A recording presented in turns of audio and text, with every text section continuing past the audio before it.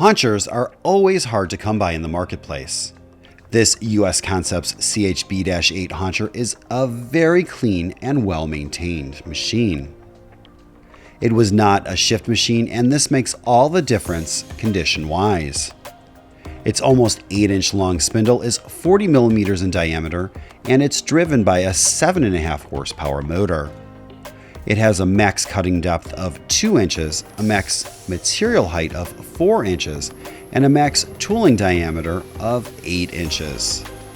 This spindle feed is air over oil and is adjustable from 0 to 25 feet per minute.